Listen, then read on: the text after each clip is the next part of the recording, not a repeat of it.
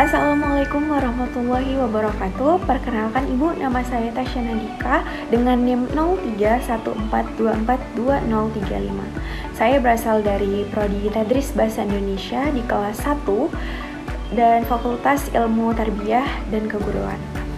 Nah, di sini saya ingin menyampaikan materi makalah saya yang kemarin dengan judul Hakikat Bahasa. Nah, yang pertama itu adalah pengertian dari bahasa. Teman-teman tahu nggak sih apa yang dimaksud dengan bahasa? Seperti yang kita ketahui, bahasa itu pada hakikatnya merupakan sistem komunikasi yang terdiri dari simbol-simbol yang memiliki makna dan digunakan oleh sekelompok orang untuk berinteraksi. Nah, bahasa itu dapat berupa lisan, tulisan, atau isyarat dan berfungsi untuk menyampaikan pikiran, perasaan, dan informasi. Nah, menurut beberapa pendapat ahli juga, yaitu Michael Halliday, dia menyatakan bahwa bahasa itu adalah alat sosial yang digunakan untuk berinteraksi dan membangun makna. Nah, dia itu juga menekankan pentingnya konteks dalam memahami penggunaan bahasa. Nah, menurut KBBI, bahasa itu merupakan sistem bunyi yang arbiter atau kesepakatan sosial dan digunakan oleh orang atau anggota masyarakat untuk bekerja sama, berinteraksi, dan mengidentifikasi diri. Nah, lalu menurut pendapat kelompok kami sendiri, yaitu saya dan teman saya kemarin, bahasa itu merupakan sistem simbol yang digunakan oleh manusia untuk berkomunikasi, baik secara lisan, tulisan, atau melalui bahasa isyarat. Nah, bahasa memungkinkan individu untuk menyampaikan pikiran, perasaan, ide, dan informasi kepada orang lain. Nah, yang kedua adalah fungsi dari bahasa.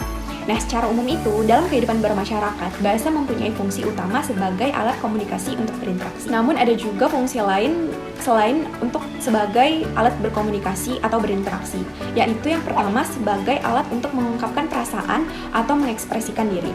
Nah, sejak kecil, manusia itu menggunakan bahasa sebagai sarana mengungkapkan dan mengekspresikan diri pada orang tuanya. Nah, di tahap permulaan tumbuh kembang, bahasa anak-anak berkembang sebagai alat untuk mengekspresikan dirinya. Karena melalui bahasa, kita dapat menyatakan secara terbuka segala sesuatu yang tersirat di dalam hati dan pikiran kita. Lalu yang kedua adalah sebagai alat komunikasi. Bahasa itu bisa dipakai untuk menyampaikan maksud tertentu supaya bisa dipahami oleh orang lain. Nah, saat berkomunikasi itu, penggunaan bahasa kita juga harus disesuaikan dengan orang yang kita ajak berbicara, agar bahasa yang kita sampaikan itu mudah dipahami oleh orang lain. Nah, manusia itu memakai dua cara berkomunikasi, yaitu verbal dan non-verbal. Nah, berkomunikasi secara verbal itu dapat dilakukan menggunakan alat atau media, yaitu lisan ataupun tulisan. Lalu, kalau misalnya berkomunikasi dengan non-verbal, itu tuh dilakukan menggunakan media berupa aneka simbol, isyarat, dan kode, ataupun bunyi. Nah, setelah itu diterjemahkan ke dalam bahasa manusia. Lalu yang ketiga ada sebagai alat berinteraksi dan beradaptasi sosial. Nah, saat beradaptasi di lingkungan sosial yang baru, setiap orang itu kan akan memilih bahasa yang digunakan tergantung situasi dan kondisi yang sedang dihadapi. Hal tersebut dilakukan agar seseorang mudah beradaptasi dengan lingkungan sosial tersebut. Contohnya, kalau seseorang itu akan menggunakan bahasa yang non-formal ketika dia sedang berinteraksi atau ngobrol dengan teman atau tetangganya. Lalu dia akan berinteraksi atau menggunakan bahasa yang formal saat berbicara dengan dosen ataupun dengan orang yang lebih tua. Nah, yang keempat sebagai alat kontrol sosial. Nah, berarti bahasa itu digunakan untuk mengatur, memengaruhi, ataupun mengendalikan perilaku individu atau kelompok dalam masyarakat. Nah, contohnya, dengan bahasa itu kita bisa menyampaikan aturan serta hukuman dan sanksi melalui kata-kata. Nah, kita bisa juga menjelaskan peraturan itu sendiri melalui pidato ataupun pengumuman kepada khalayak. Nah, yang kelima adalah mewujudkan seni. Bahasa yang dipakai untuk mengungkapkan perasaan melalui media seni, contohnya itu ada puisi ataupun gurindam ataupun buku-buku seperti novel yang dapat mengungkapkan perasaan kita melalui bahasa itu sendiri. Yang keenam adalah sebagai pemersatu.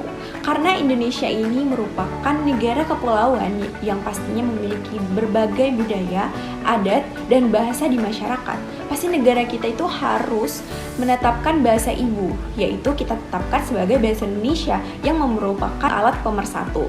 Dengan adanya bahasa Indonesia itu, kita tidak terjadi komunikasi dengan suku satu dengan suku lainnya atau antara budaya yang satu dengan budaya yang lainnya karena memiliki satu bahasa ibu, yaitu bahasa Indonesia, jadinya sama-sama saling mengerti. Yang ketujuh ialah mengembangkan ilmu pengetahuan. Nah, bahasa itu digunakan sebagai media utama untuk menciptakan, menyampaikan, dan menyebarluaskan ide, penemuan, atau konsep baru dalam berbagai bidang ilmu. Contohnya, ilmu pengetahuan itu dapat didokumentasikan dalam bentuk tulisan seperti buku, ensiklopedia, atau jurnal, sehingga bisa diwariskan kepada generasi berikutnya. Jadi dengan adanya ensiklopedia atau buku yang kita tulis pada saat itu, saat kita mengembangkan ilmu pengetahuan itu, jadinya generasi berikutnya itu dapat mengembangkan juga ilmu pengetahuan yang sedang kita tulis pada saat itu. Nah, yang ketiga yaitu ciri atau sifat bahasa. Ciri atau sifat bahasa itu terbagi menjadi 9. Yang pertama yaitu arbitrer atau kesepakatan sosial. Contohnya, kata kucing dalam bahasa Indonesia dan cat dalam bahasa Inggris merujuk pada hewan yang sama, tetapi kata yang digunakan itu berbeda. Kenapa? Kesepakatan masyarakatlah yang menentukan makna dari kata-kata tersebut. Makanya, bahasa bisa berbeda-beda di setiap. Lalu yang kedua adalah produktif. Bahasa memungkinkan pembuatan kalimat atau ujaran baru tanpa batas. Dengan memanfaatkan aturan yang ada, orang dapat menyusun kata-kata yang menghasilkan ungkapan baru yang bisa dipahami oleh orang lain. Nah, yang ketiga adalah kreatif. Bahasa memberi peluang bagi penuturnya untuk mengungkapkan berbagai gagasan, bahkan yang belum pernah diungkapkan sebelumnya. Sifat kreatif ini memfasilitasi perkembangan sastra dan seni bahasa. Nah, yang keempat adalah dinamis. Bahasa itu berubah seiring berjalannya waktu. Kata-kata baru muncul, beberapa kata mengalami perubahan makna, dan kata-kata lama mungkin tidak akan lagi digunakan. Hal ini dipengaruhi oleh perkembangan zaman, budaya, dan interaksi masyarakat. Yang kelima adalah sebagai alat komunikasi. Nah, fungsi utama bahasa adalah sebagai alat komunikasi. Itu tuh dapat memungkinkan manusia menyampaikan pikiran, gagasan, emosi, dan informasi. Yang keenam adalah sistematis. Bahasa memiliki aturan atau tata bahasa yang teratur dan logis. Struktur bahasa memungkinkan ujaran disusun dengan pola tertentu sehingga dapat dipahami oleh penutur lain. Yang ketujuh, unik. Setiap bahasa memiliki ciri khas yang membedakannya dari bahasa lain. Misalnya perbedaan dalam struktur kalimat, kosakata, dan pelafalan membuat bahasa Inggris berbeda dengan bahasa Indonesia ataupun bahasa Jepang. Nah, yang kedelapan, berfungsi sebagai alat ekspresi diri. Bahasa memberikan kesempatan bagi individu untuk mengekspresikan diri, pikiran, dan perasaannya, bisa melalui tulisan seperti buku ataupun puisi. Yang kesembilan, manusuka atau bervariasi. Penggunaan bahasa dapat bervariasi, tergantung pada konteks sosial, budaya, atau geografis. Ada variasi dalam pemilihan kata, tata bahasa, atau gaya bahasa, misalnya antara bahasa formal dan non-formal. Yang keempat yaitu kedudukan dan fungsi bahasa. Yang pertama, bahasa nasional. Kedudukan bahasa sebagai bahasa nasional adalah bahasa yang diakui sebagai simbol, identitas, dan pemersatu suatu bangsa. Bahasa ini mencerminkan kebudayaan, sejarah, dan kepribadian bangsa. Misalnya, bahasa Indonesia itu adalah bahasa nasional yang berfungsi untuk mempererat bahasa persatuan di tengah keberagaman etnis dan berbagai daerah. Nah, ada 4 fungsi bahasa nasional di dalam bahasa itu sendiri. Yang pertama, lambang identitas nasional. Bahasa nasional berfungsi sebagai simbol jati diri dan identitas suatu bangsa. Bangsa ini mencerminkan kebudayaan, sejarah, dan nilai-nilai yang dianut oleh masyarakat di negara tersebut. Nah, yang kedua adalah lambang kebanggaan nasional. Bahasa tersebut menjadi simbol identitas dan martabat suatu bangsa. Bahasa ini mencerminkan jati diri, budaya, serta sejarah negara dan dipakai untuk menyatukan masyarakat yang mungkin memiliki latar belakang budaya, etnis, atau bahasa yang berbeda. Nah, yang ketiga, alat pemersatu berbagai masyarakat yang mempunyai latar belakang sosial dan bahasa yang berbeda-beda.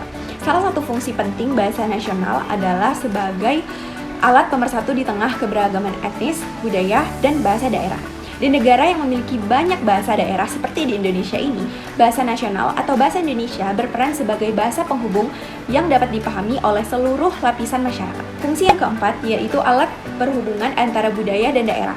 Bahasa nasional digunakan sebagai media komunikasi yang memfasilitasi interaksi antara masyarakat yang berasal dari berbagai latar belakang budaya dan bahasa yang berbeda.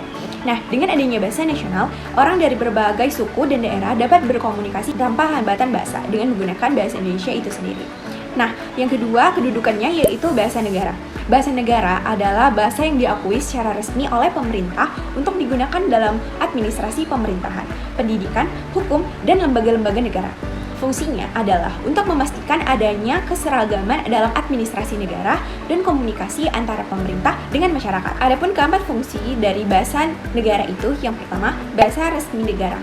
Bahasa negara digunakan dalam semua bentuk bahasa resmi antara pemerintah dengan rakyatnya, serta antar instansi pemerintah, dokumen-dokumen hukum, peraturan, pidato resmi, surat menyurat pemerintahan, dan berbagai kegiatan formal menggunakan bahasa negara untuk memastikan kejelasan dan keseragaman.